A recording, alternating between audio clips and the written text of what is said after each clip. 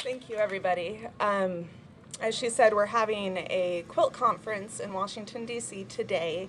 I believe it's about halfway over now. There's musicians and speakers and a very, very large quilt.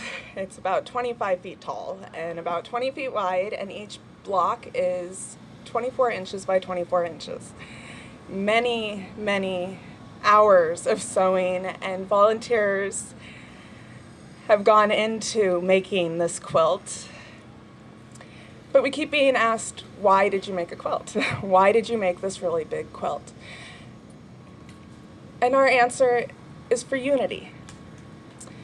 Everywhere we go and every chapter that we have encounters conflict within the cannabis community. We encounter people unwilling to work with each other, people who are not welcome at each other's events, people who do not want to be associated with each other because of various things that happened in the past, various verbiage on initiatives. There's division between people on 502 in Washington. There's division prior to Measure 80 becoming on the ballot here in Oregon. I come from Idaho, where we don't even have medical marijuana. I broke the law every single day, and I risked having my family torn apart every single day because I wanted to be a mom. I wanted to be a better mom and not just a zombie in my bed. And I moved to Oregon to come and take advantage of your wonderful medical laws. And you know what? They suck. No, don't clap. They suck. I mean, coming from Idaho and a place where we have to go and meet our dealer behind a Walgreens and watch people walk into Walgreens and get their prescriptions. It's amazing.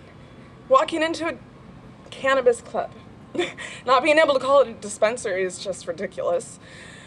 We need these laws to protect us. Walking into a medical dispensary, you're presented with hundreds of options that help for different things, various strains that have been tested and looked at, and people have tried them and can tell you what it's going to help you with. Is it going to put you to sleep? Is it going to make you paranoid? Is it going to help your pain? But yet, it costs you $200 to get this card from the state. It costs you $200 to get a doctor recommendation, and no doctors are willing to recommend it. For somebody who is on disability, and I was in my bed for years and years and years, it's difficult to come up with $400 when that's half my monthly income, and I still have to take care of rent and power and my children.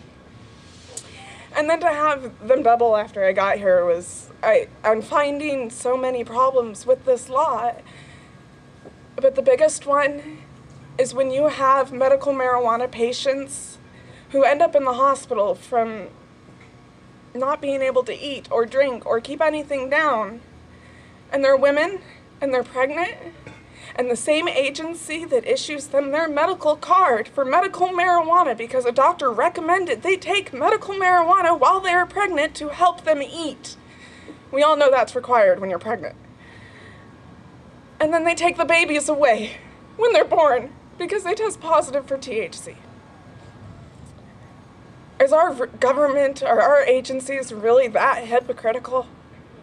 Are they willing to listen to us and stop tearing our families apart? That story I just told you happened near Portland.